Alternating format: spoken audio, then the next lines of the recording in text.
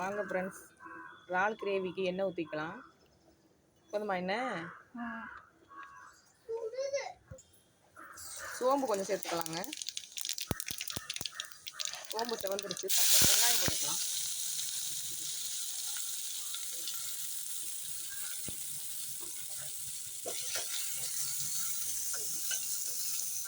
வெங்காயம் வச்சு நல்லா வதக்கிக்கலாம்.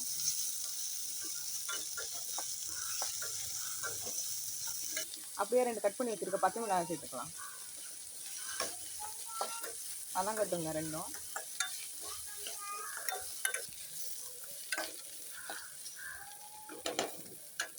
வெங்காயம் வதங்கிருச்சுங்க. கொஞ்சம் தக்காளி சேர்த்துக்கலாங்க.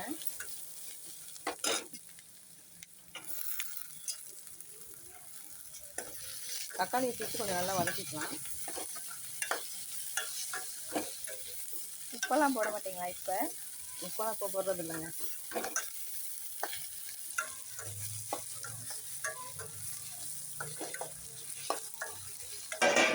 கருவேப்பிலை கொஞ்சம் போட்டுக்கலாங்க. கருவேப்பிலை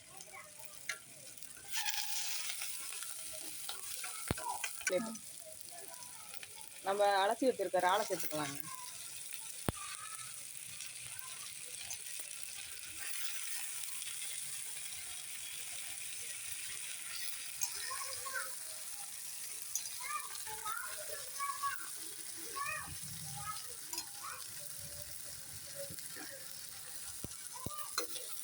கருவுது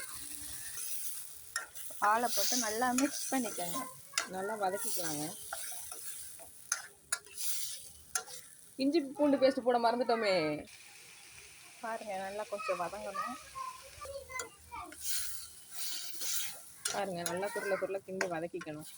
ஆனால் நல்லா வதங்கலை.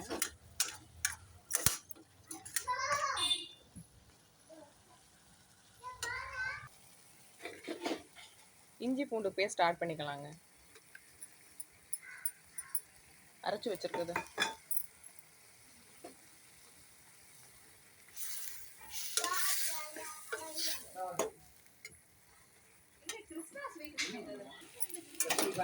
அரிஞ்சு வச்சிருக்க உருளைக்கிழங்கு சேர்த்துக்கலாங்க.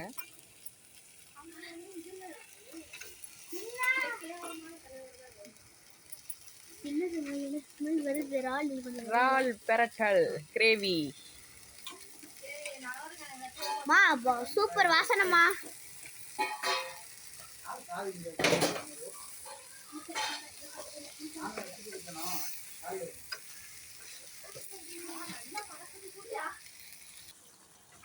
உருளைக்கிழங்கெல்லாம் சேர்த்து போட்டு கிண்டியாச்சுங்க. நல்லா வேகட்டும். உருளைக்கிழங்கு கொஞ்சம் நல்லா வேகணும். வெந்ததுக்கு அப்புறம் மசாலா சேர்த்துக்கலாம். உப்பு கொஞ்சம் போட்டுக்கலாங்க.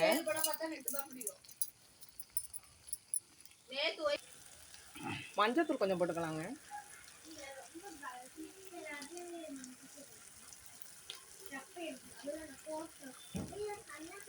மிளகாத்தூள் அடுத்து ஆட் பண்ணிக்க போகிறோம். மிளகாத்தூள் 1 ஸ்பூன் போட்டுக்கலாம். உங்கள் காரத்துக்கு ஏற்ற மாதிரி நீங்கள் போட்டுக்கோங்க. நான் 1 ஸ்பூன் போட்டிருக்கேன்.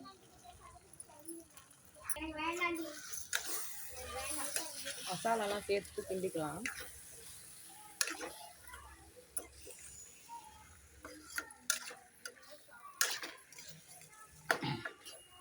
மசாலாலாம் நல்லா சேர்ந்து கிண்டினதுக்கப்புறம் தேங்காய் கடைசியாக சேர்த்துக்கலாம்.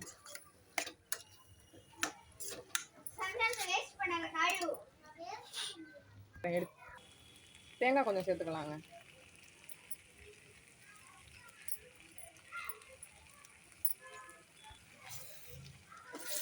தேங்காய் சேர்த்து கிண்டி கொஞ்சம் நேரம் கழிச்சு அப்படியே இறக்கிக்க வேண்டியதுதான்.